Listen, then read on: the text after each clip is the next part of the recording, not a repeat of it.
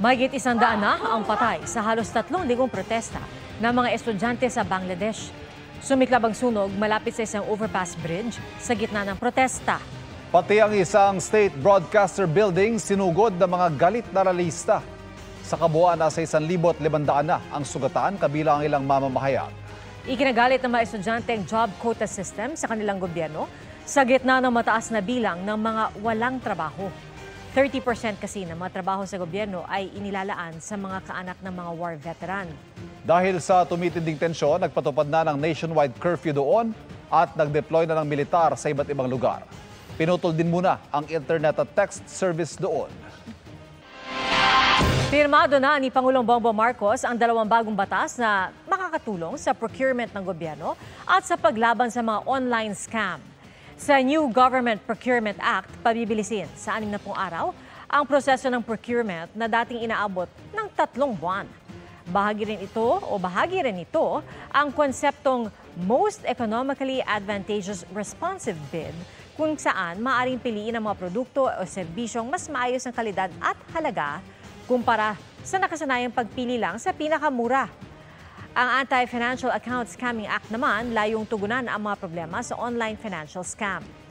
Sa batas na ito, mas hihigpitan pa ng financial institutions ang pagprotekta sa financial accounts sa bansa.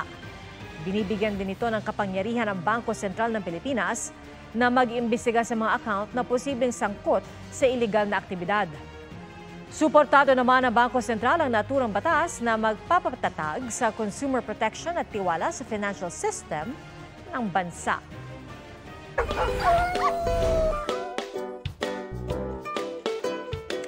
Inabutan ng ulan kaya #canceled ang gala ng isang fur baby sa Marikina. No choice siya, kaya umuwi na lang. Pero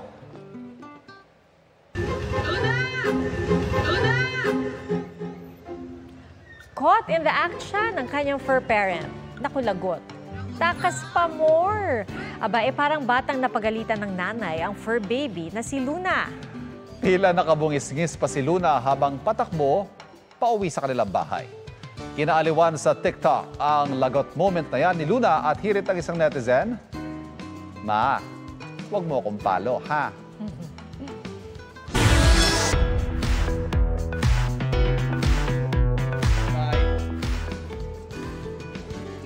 All systems go na para sa Sparkling GMA Gala 2024 tonight. Silipin natin ang preps ng mga Kapuso stars sa chika ni Aubrey Carampel. Bago rumampa at makiparty, kabi-kabila ang pre-gala pictorial at fitting ng Kapuso stars na dadalo sa GMA Gala tonight. Si Clea Pineda, bongga ang patis ng kanyang glam look sa reel. May sariling reel din si Gabby showcasing her very sophisticated look. Si Pulang Araw star Barbie Forteza nagbahagi rin ng ilang photos in black and white. Kaabang-abang kung paano makukulayan ang mga ito ngayong gabi. Slaying in her black dress naman ang atake ni Shining Inheritance star Kailin Alcantara sa kanyang IG reel. Para sa mga kapuso nating tututok sa Black Rider gabi-gabi, asahan daw ang ibang look ni Ruru Madrid sa GMA Gala. Because of Black Rider, lagi akong naka-leather jacket. Ibahin naman this time. May pre-gala preps din ang integrated news at public affairs personalities na sinabalitang Hali anchor Connie Season at dapat alam mo host Kuya Kim Atienza. Idinaan naman ni Kapuso Primetime King Dingdong Dante sa throwback ang GMA Gala journey nila ni Kapuso Primetime Queen Marian Rivera. Ano kaya ang kanilang look mamaya?